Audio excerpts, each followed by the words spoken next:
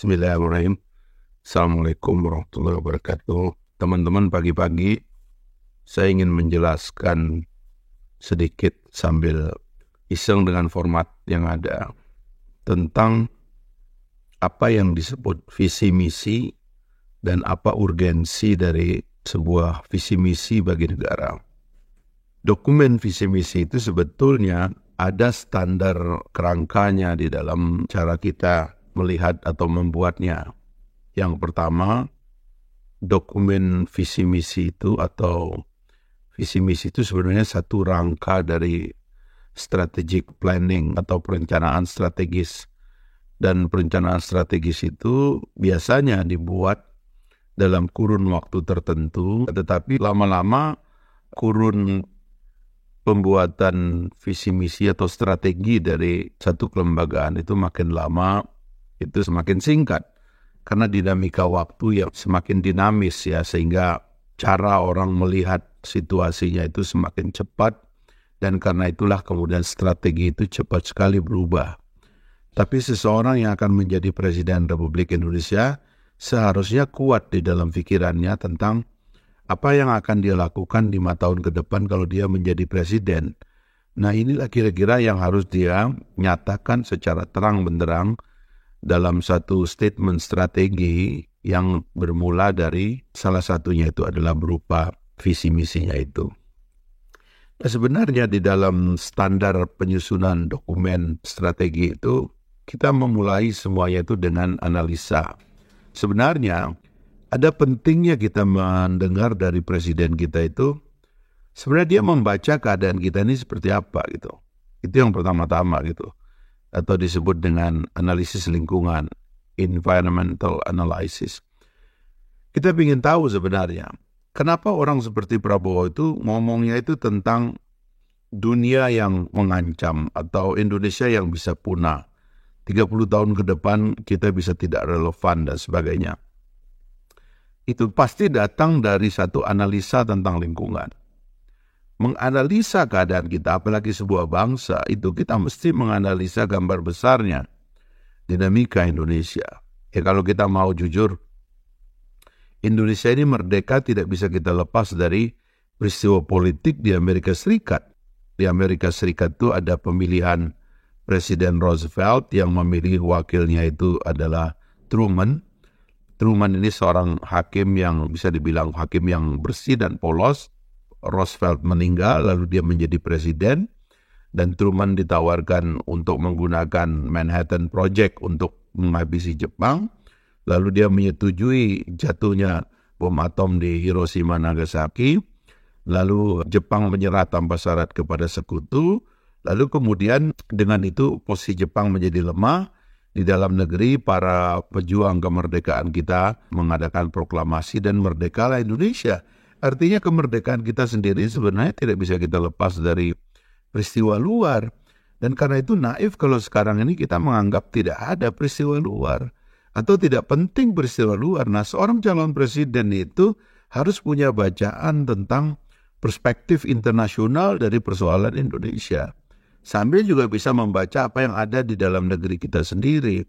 Bagaimana rakyat kita, bagaimana APBN kita, bagaimana kelembagaan negara kita, bagaimana lembaga-lembaga antar negara yang ada dan seterusnya di dalam negeri kita baca, tetapi juga ada masalah eksternal. Nah, selain dua hal itu, sekarang orang menambah soal baru tentang masa depan, karena masa depannya akan cepat berubah.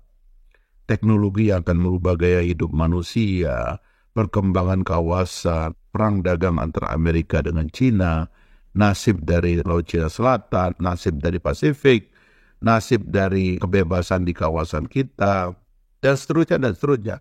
Itu semuanya harusnya dianalisa oleh presiden sehingga kita tahu betul bahwa kita sedang dalam keadaan seperti ini sekarang. Nah, setelah melakukan analisa terhadap lingkungan, barulah seorang calon presiden kemudian mengambil keputusan. Kalau begini keadaannya, maka kita mengambil kesimpulan, dan kesimpulan itu bisa kita jadikan semacam pernyataan visi. Bahwa 5 tahun ke depan Indonesia harus bisa begini, ya. Dan untuk menjalankan visi besar itu, maka dalam 5 tahun ke depan kita akan melakukan beberapa misi. A, B, C, D, dan C, dan seterusnya lah yang bisa dibuat gitu. Lalu di bawah itu kemudian muncul apa program yang akan kita lakukan. Program itu memerlukan apa saja. Itu namanya strategic planning. Di bawah strategic planning itu namanya ada strategic implementation, tentang bagaimana cara dia diimplementasikan. Seorang presiden juga harus bicara bagaimana mengimplementasikan apa yang sudah dia rencanakan. Nggak boleh sekedar dia merencanakan tanpa mengetahui kekuatan kita. Itulah sebabnya di masa lalu ada calon presiden mengatakan itu gampang, soal uang ada semua, kok ngapain utang. Ternyata dia utang sehabis-habisnya karena dia nggak tahu bahwa ternyata itu perlu uang dan kita nggak punya uang. Gitu. Akhirnya itu yang dia lakukan. Nah, dalam strategic implementation itu kita menyiapkan itu, dan calon presiden kita ditantang untuk menggunakan sumber daya yang ada itu untuk kira-kira mau mengimplementasikan program dan visi misinya itu seperti apa. Nah, jadi inilah yang penting sebenarnya yang harusnya diselenggarakan oleh KPU untuk mengetahui kapasitas pemimpin-pemimpin kita ini, apakah mereka mengerti sebesar apa pekerjaan dia sebagai presiden ke depan. Kalau dia tidak mengerti, ya tidak punya imajinasi tentang besar dari pekerjaan yang akan dia lakukan, inilah yang menyebabkan itu mengorbankan rakyat. Saya menyayangkan sekali kalau dokumen visi misi itu ditulis oleh orang lain, tidak boleh dipresentasikan. Nanti ketika mau debat pun pertanyaannya dibocorkan. Akhirnya pertanyaan itu juga nanti dijawab oleh orang lain. Dia hanya menghafal dalam satu tampilan debat yang sangat sederhana, lalu dia menghafal diktat yang diberikan oleh konsultan-konsultannya itu. Lalu terus presiden kitanya yang mana? Mana orang yang akan kita andalkan untuk memimpin republik ini? Karena akhirnya jadi sembunyi di balik prosedur yang disiapkan oleh KPU yang sangat singkat, sangat dangkal, sementara ongkos penyelenggaraan pemilu kita sangat dahsyat ya. Jadi inilah yang kita sesalkan dari KPU ya. Dia mereduksi satu soal yang penting sekali di dalam proses memilih pemimpin gitu.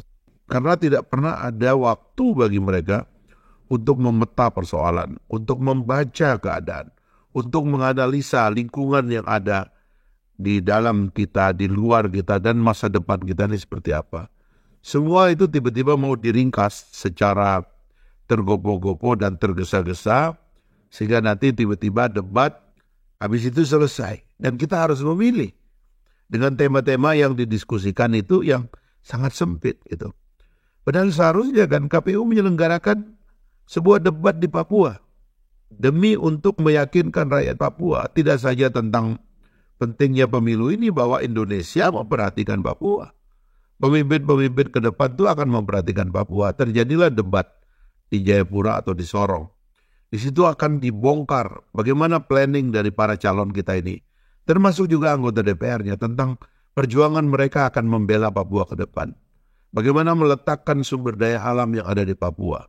Apa yang mereka janjikan kepada rakyat, kepada suku-suku, dan kepada saudara-saudara kita yang belum terjamah oleh pembangunan pendidikan, ekonomi, dan sebagainya. Itu dibikin di Papua. Lalu kita debat lagi di Aceh. Kandidat ini debat di Aceh. Dia bicara tentang masa depan otonomi khusus. Dia bicara tentang Sabang sebagai koridor dari poros maritim internasional. Bagaimana membangun daerah-daerah dengan konsep otonomi yang lebih khusus. Bagaimana kita melihat perairan kita, bagaimana kita melihat sumber daya lokal, kebudayaan kita. Di satu sisi kita punya Papua, tapi kita punya Aceh, kita punya Pulau Kalimantan yang besar, Pulau Sumatera yang besar, Pulau Sulawesi yang besar.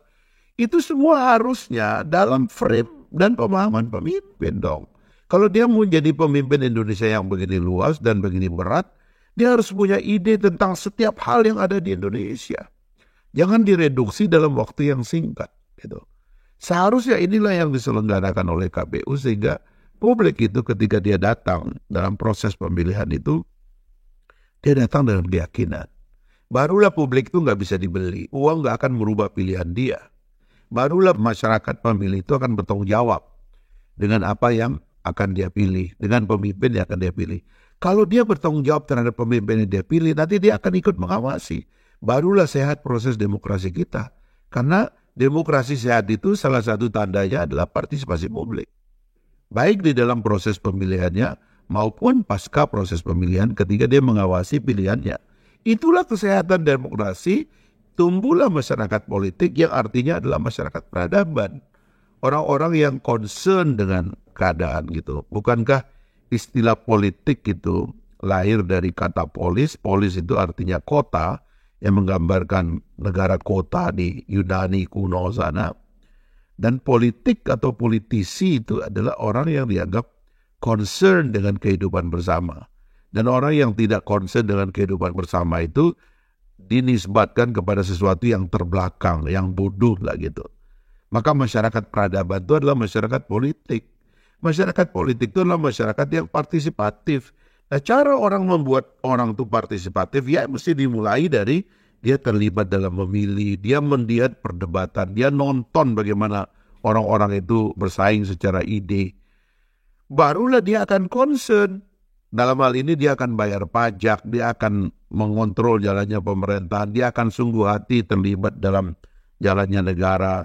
Barulah negara sehat dan besar gitu. Saya kira mungkin ini yang perlu dipahami oleh KPU selain ada undang-undang yang memandatkan bahwa KPU berkewajiban menyebarkan sebanyak-banyaknya ya waktu, ruang dan kesempatan agar publik memahami siapa kandidat-kandidat mereka.